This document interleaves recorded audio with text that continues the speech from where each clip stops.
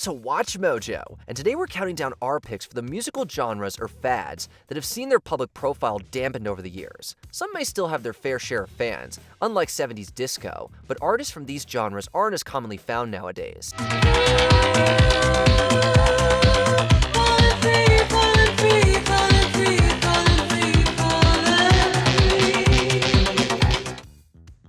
Number 10. Jazz Fusion.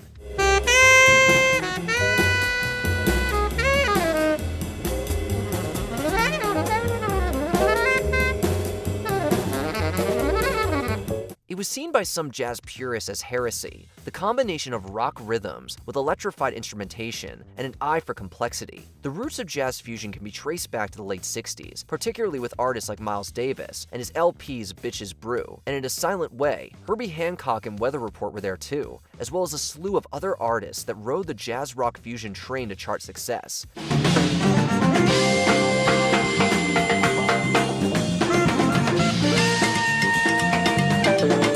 The bubble essentially burst upon jazz fusion's reputation for forward-thinking progression, however, as the genre became more slick and evolved into what's now known as smooth jazz. Still, that didn't stop artists like Chuck Mangione from achieving massive crossover popularity with fusion hits like Feels So Good.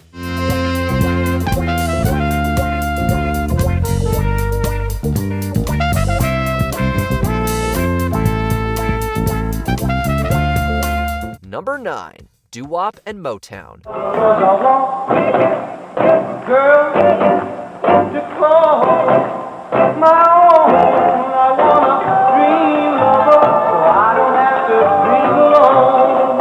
The 1950s, 60s, and 70s were halcyon periods for soulful vocal music to permeate cultural landscapes around the world. Doo-Wop was there at the beginning too, gaining early popularity in the 40s and progressing with full band arrangements through the subsequent decades. Meanwhile, the sound of Motown advertised itself as the sound of young America, and they weren't wrong. Loneliness has got the best of me, my love, my baby love, I need you. Doo-Wop and Motown soul music would go on to influence countless artists, including modern chart toppers like Bruno Mars and the much-missed Amy Winehouse. I cheated myself like I knew I would. However, the warm and analog sound of 60s and 70s soul doesn't show up with much authenticity these days, and this might just mean that the traditional sound made popular by artists like James Brown is ripe for a pop chart comeback. Baby, baby, baby, baby, baby, baby, baby, baby, I got the feeling, baby. I got the feeling now. Number 8. Shoegaze.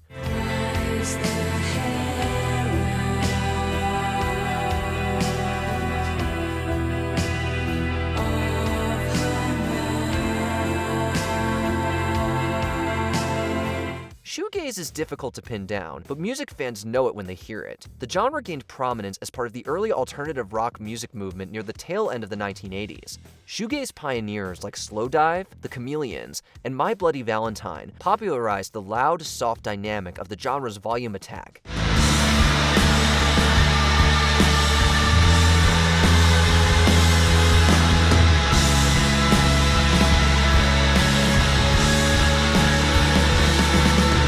This was a genre that could be simultaneously hypnotic, beautiful, and boisterous, and shoegaze stuck out from much of the pop, metal, and rock styles of its heyday. Today, however, you're more likely to see shoegaze-influenced artists like Francis Alcest than the real thing. That said, the Chameleons were touring North America as recently as 2024, so maybe don't close the book on traditional shoegaze just yet. But were we wiser then?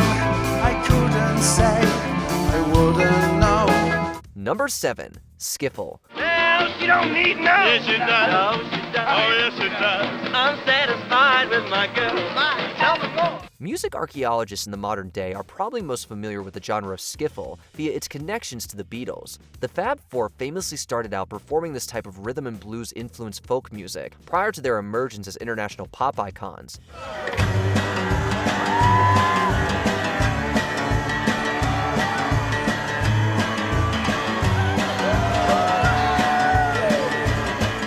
Elsewhere, the UK blues boom of the 1960s and 70s saw artists like Ireland's Rory Gallagher claiming skiffle roots prior to adopting their heavier sound. It doesn't feel unfair to label skiffle as the DNA from which classic rock and roll was born, only tempered with more traditional, vintage instrumentation. That said, contemporary skiffle artists are scarce, although die-hard fans still exist to this day. In the misty crystal glitter of that wild and windward spray, and fog pounding waters and meadow water gray. Number 6. Psychedelic Folk.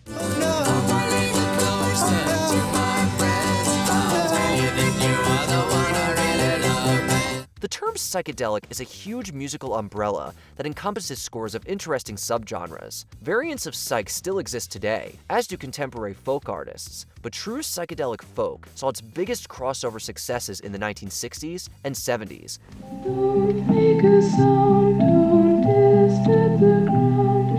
The biggest fish you ever saw is around. This, too, was a genre full of different sounds, from the heady progressive sounds of Comus to Donovan's pop icon status. The freak folk subgenre did rise up out of the 1990s to remind music fans of psych folk's musical heyday.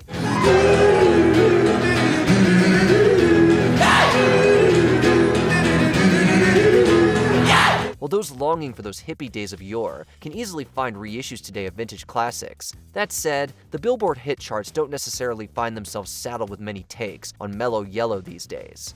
They call me Mellow Yellow. Oh, yeah.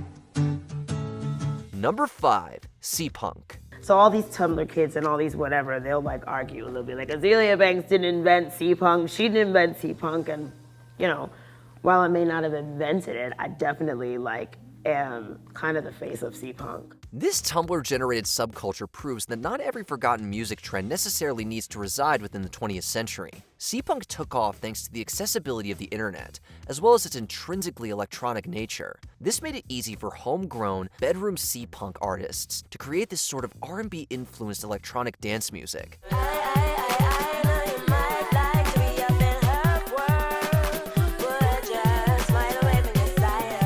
Unfortunately, the internet's notoriously short attention span also meant that a new trend was almost certainly destined to rise up and take Seapunk's place. This occurred after the genre's peak years of popularity, around 2011, although Seapunk-adjacent genres like Vaporwave keep this intriguing style of music alive within the hearts of fans.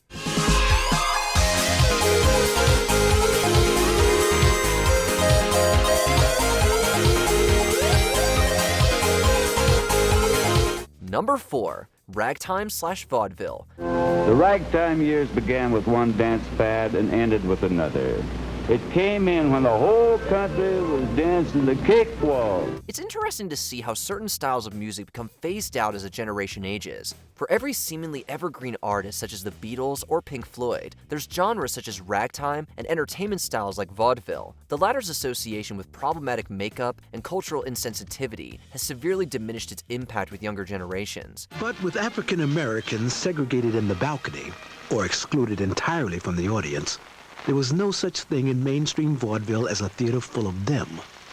And it was that way for almost a century. Meanwhile, ragtime's music's jaunty nature did see something of a retro appreciation back in the 1970s, but is largely ignored today. The latter can lend its thanks to the 1973 Robert Redford hit, The Sting, and its usage of Scott Joplin's The Entertainer. That said, it's been a long time since The Sting, and there doesn't seem to be much modern clamor for a ragtime renaissance. Or is there?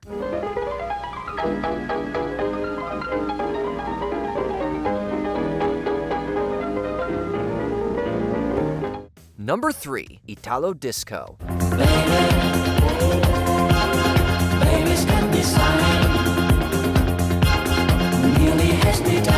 It all depends on where you look when it comes to our next musical genre, Italo Disco. This synthesized and heavily processed style of electronic dance music never really went away in Europe. That said, areas like North America saw their Italo Disco fascination pinpointed within the 1980s, which was almost certainly the genre's creative peak. This producer-driven style was fashion-focused and gaudy, performed without a shred of irony and tons of fun. Italo Disco also enjoyed a number of international smash hits, including Tarzan Boy by Baltimora or Ryan Paris' Dolce Vita. Another life before we join darkness. Say you never leave me now.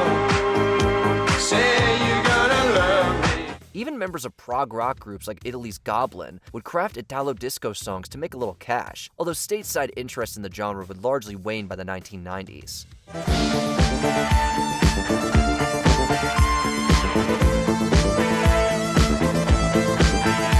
Number 2. Dubstep/Brostep.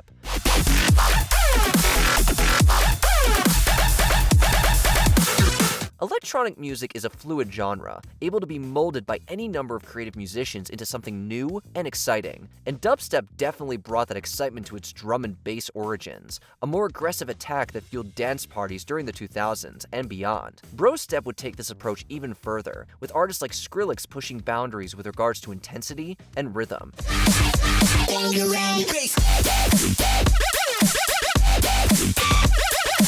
It's difficult to say whether or not these genres truly ever went away, because they've been largely internalized by modern synthwave and dark synth groups like Ghost, Carpenter Brut, and Perturbator. That said, the success of dubstep remains a curious anomaly within the pop music sphere of influence. Somebody to love.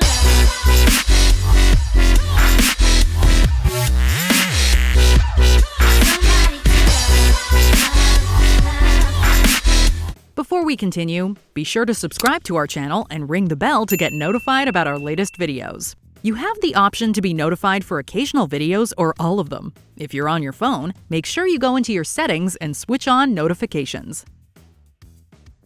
Number 1. Swing and Big Band.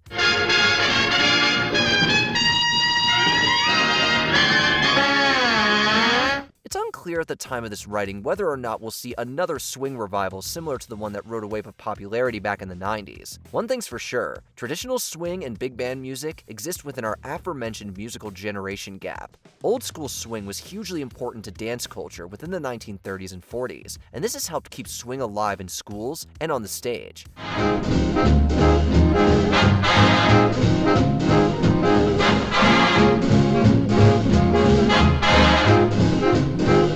Meanwhile, big band jazz evolved from this world and progressed along with jazz rock and fusion artists as the 50s gave way to the 60s and 70s. So, will we see new groups start name-checking artists like Glenn Miller or Duke Ellington, preferably while doing the Lindy Hop? Perhaps we should.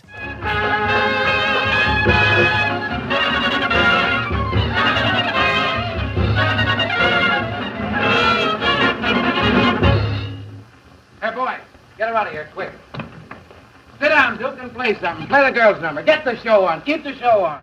Are you still holding on to your Pure Mood CD and Gregorian Chants cassettes? Do you still bust out the Forbidden Dance? Let us know in the comments.